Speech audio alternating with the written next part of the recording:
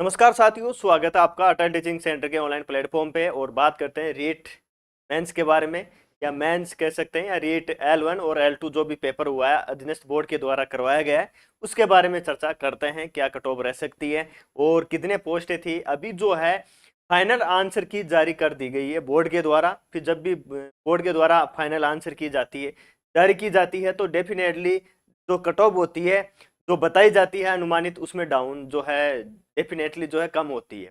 तो कोचिंगों के द्वारा पेपर होने के बाद में जारी की जाती है उसमें, और जो ऑफिशियल आंसर की है उसमें डेफिनेटली अंतर आता है।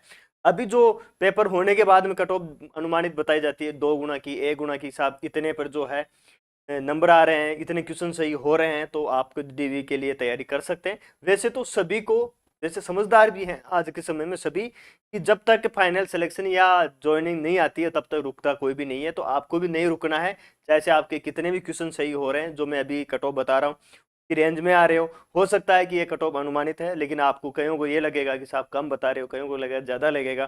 तो सभी का अलग अलग विचार हैं। तो ये मंच है, आप इधर उधर देख भी रहे हो, वीडियोज आ भी रहे हैं कि साहब कट ऑफ क्या रह सकती है। तो अगर पेपर की बात करें पहले की तुलना में, अब की तुलना में, तो डेफिनेटली पेपर का लेवल जो है थोड़ा ठीक आया, लेंथी पेपर आया था। और मैच द फॉलोइंग थे, स्टेटमेंट वाले क्वेश्चन थे, तो इतना आसान नहीं था पहले की तुलना में। पोस्टें भी कम है, पहले की तुलना में बहुत कम पोस्टें हैं। अगर इसमें टोटल बात करें, साइंस मैथ के ऊपर चर्चा करेंगे, इसके बाद में जो जैसे जैसे आंसर की जारी होगी वैसे वैसे कट ऑफ के अनुमानित जो है आपको वीडियो बताते रहेंगे, ठीक है।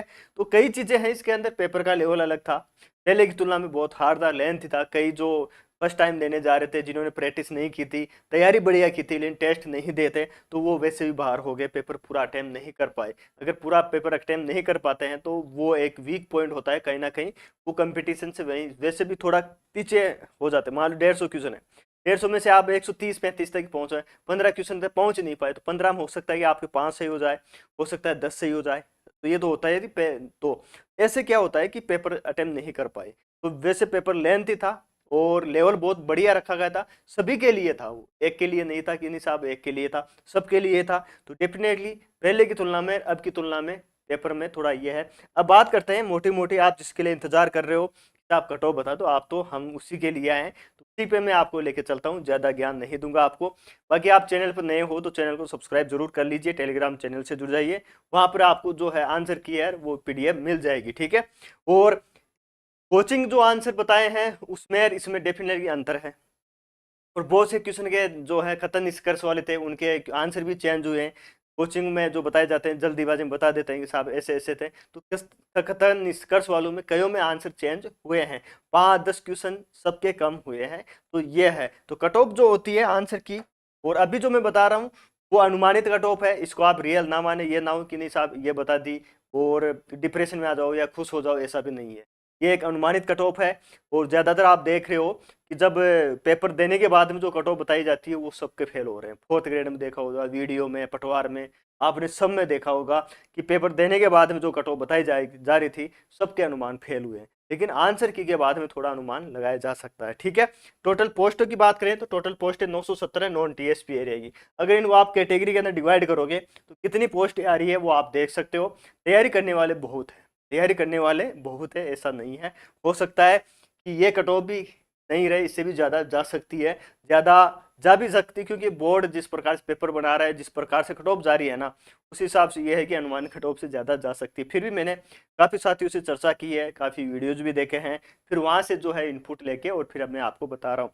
जनरल की अगर बात करें तो 108 से 112 क्वेश्चन जिनके सही हो रहे हैं वो शेप अपने आप को मान सकते हैं। तैयारी तो आगे रखनी है जारी, आप इससे ऊपर भी हो तो भी तैयारी तो जारी रखनी है। और जो टॉपर होते हैं वो तैयारी वैसे भी छोड़ते नहीं, आप टॉपर में हो, अगर जो इसमें सिलेक्शन होगा ना वो टॉपर है सबके सब। ओबीसी की बात करें, 106 से 110 क्वेश्चन के बीच के अंदर आपके क्वेश्चन सही हो रहे हैं तो आप अपने आप को सेफ मान सकते हो। EWS की बात करें तो 103 से 107 क्वेश्चन के मध्य के अंदर आपके क्वेश्चन सही हो रहे हैं, कट कट नेगेटिव मार्किंग करने के बाद में। फिर EWS आ गया, फिर MBC के अंदर 100 से 105 क्वेश्चन के आसपास सही हो रहे हैं। SC के अंदर 97 से 102 क्वेश्चन आसपास सही हो रहे हैं।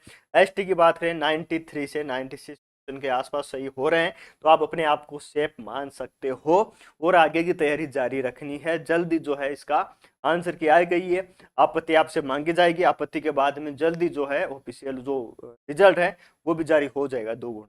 ठीक है, वीडियो कैसा लगा, आप भी अपने जो क्वेश्चन कितने सही हो रहे हैं, किस कैटेगरी से हो, वो कमेंट बॉक्स के माध्यम से मेंशन कर सकते हो। उससे एक और आइडिया पता चल जाता है कि साहब इस कैटेगरी से इतने लड़कों के क्वेश्चन सही हो रहे हैं, इतने हैं, तो उस हिसाब से पता और चल सकता है। ठीक है, और अपडेट के लिए आप चैनल से जुड़ सकते हो।